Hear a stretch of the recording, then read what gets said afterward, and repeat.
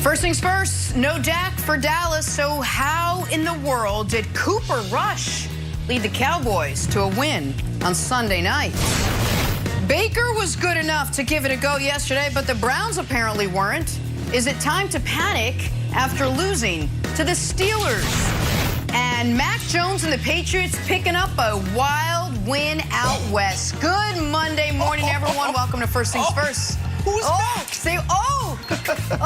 You see that? Jenna Wolf, Nick Wright, Chris Broussard, and the guy gloating down in your bottom right, maybe it's bottom left, still haven't figured it out. It's only been 2 years. Kevin Wilds, your Patriots clearly en route to the playoffs, just the way you picked it on Friday. When you picked it, you did it, buddy. Oh, no, you didn't pick it. He picked the Eagles. No, you didn't pick it. That's right. He picked Detroit.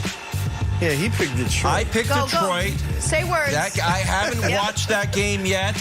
We're going to fill you in if my pick of Detroit getting their first win came true or not. I've still haven't watched that one. I was too busy focused on the Patriots. It was close, Wilds. Yeah, we're going to have to check the final score on that. Wasn't great. There were a bunch of jaw droppers, though, that Eagles game notwithstanding yesterday. Big upsets, little upsets. We'll start with Bucs at Saints. Now, the Saints lost Jameis Winston early. Hated to see this. Injured his knee on this play right here. He had to be carted off. Coach Sean Payton would say after the game, it was a significant injury. He said it potentially could end Jameis' season. So Trevor Siemian was in at quarterback because Taysom Hill's still out with a concussion. So big advantage Bucs, right? No, not right. Very wrong, actually. Let's fast forward. Minute and a half left in the game. Saints up 2. Tom Brady to P.J. Williams. He doesn't play for the Bucs. The interception to seal the upset. And the Saints go marching on in the NFC South, beating Tom Brady and the Buccaneers. Nick, you surprised Brady and the Bucs couldn't get a win against the Saints after Jameis left with that knee injury? Oh, look what's happening. Well, I was surprised, but I shouldn't have been. And a terrible job by me handicapping this game because we had plenty of evidence that if there is one defense that has given Brady trouble since he's gone to Tampa, it's the one he was facing yesterday. Last year, he played 2 of his 3 worst games of the year against the Saints in the regular season. And then we're like, well, he beat him in the playoffs.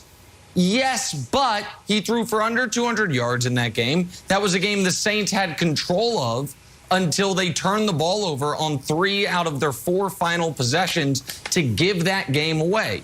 For one reason or another, this Saints defense, which I have to give it credit, I underrated it going into the year. I thought it would be good, not good enough to carry them. It has been good enough to carry them. This Saints defense causes Tom Brady massive problems, and we've now seen it in every regular season game they've played, and you could argue in the playoff game as well. And so a terrible job by me. It was, of course, a somewhat worse job by Broussard, who had 2 MVP picks going into the year. One of them got hurt and is done for the season possibly. The other one, Tom Brady, gave the game away. And Broussard, you had been pushing the committee to put Tampa at the top of the tiers. And I do think, even though I don't want to overreact to one game, but when you look at Tampa's schedule, they've played 4 awful teams. They blew them all out. The Eagles, they only won by 6, but they were kind of blowing them out. They have against bad teams, Tampa's great. They've played 1 mediocre team, New England. They played them to the final minute. They've played 3 good teams. Dallas, who they beat in the final seconds, and then the Saints, who I have to call a good team right now, and the Rams, both of whom beat them by multiple scores. And so I do think for Tampa, this is a significant loss when it comes to getting the 1 seed, especially with Dallas stealing a victory with their backup quarterback. And it's a significant loss psychologically because Tampa knows that beating up on the bad teams in the league doesn't do much for them. But the types of teams they're going to have to play in the postseason, Broussard, they haven't looked great against, and the defense has given up 30-plus points a game against. Well, Nick, in hindsight, it's good that they won't be atop the tiers. We know that the top of the tiers has been a rough sledding. Kansas City, that's true. Baltimore, Arizona. And we know right. we know who's going to be atop the tiers. There's only one possibility this week, so we'll save that for another time. But of course I'm surprised. And you mentioned how Tampa Bay has given Brady some trouble. New Orleans has given Brady some trouble.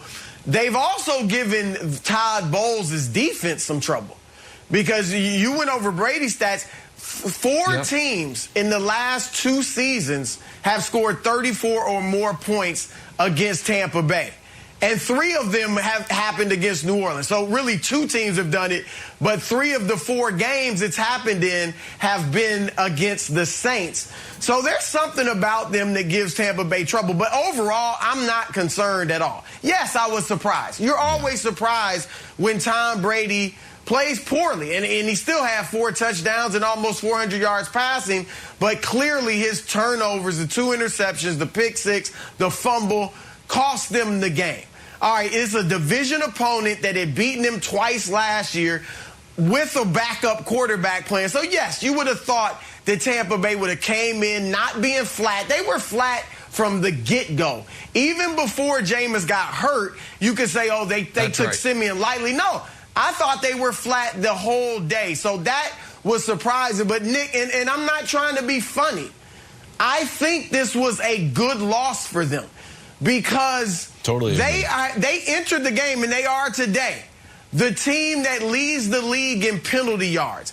And, yes, the turnovers cost them, but the penalties cost them more, maybe more than the turnovers. 11 for 99 yards yesterday. They gave up 6 first downs to New Orleans on penalties. And the last drive, the game-winning drive for New Orleans, they had stopped them on 3rd and 5.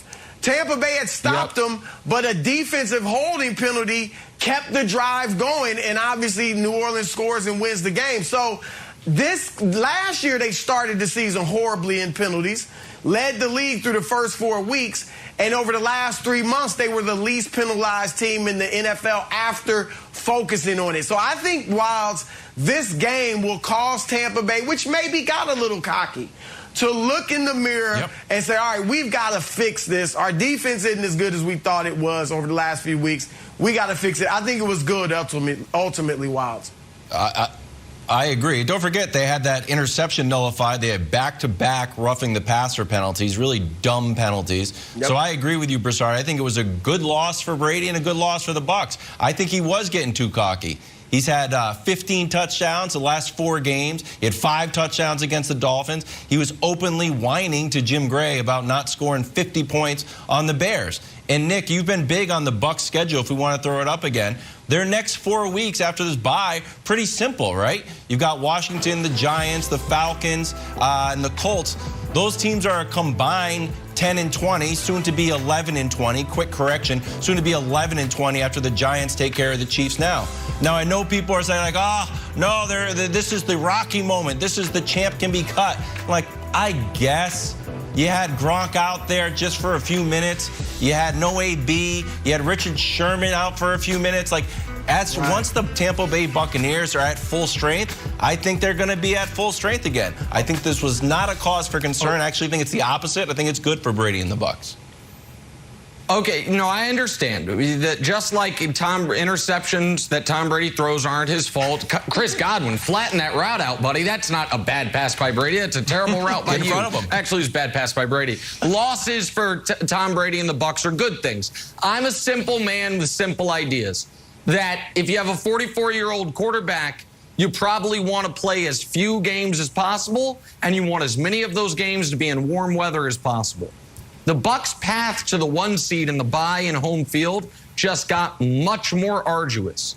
The swing between Tampa losing to Trevor Siemian and Dallas winning with Cooper Rush is a massive swing because the Bucs' schedule is so soft the rest of the way. You don't have many losses that you're going to look to see. And people might be saying, why am I only talking about Dallas, not the Rams or the Packers, who also only have 1 loss? The Rams and the Packers have very difficult schedules the rest of the way. So I don't think those teams, even if they're very, very good teams, are going to be there for the 1 seed. I do think Dallas is very in play for the 1 seed. I think Tampa's very in play for the 1 seed. I think that is a big loss for them. And last point, Jenna, Wild said when they're fully healthy. I don't know if Gronk's going to be healthy. Like Gronk, that he missed time, came back, and then didn't finish the game is concerning if you consider him a key part of the Bucs attack. All right, we're going to have more in this game.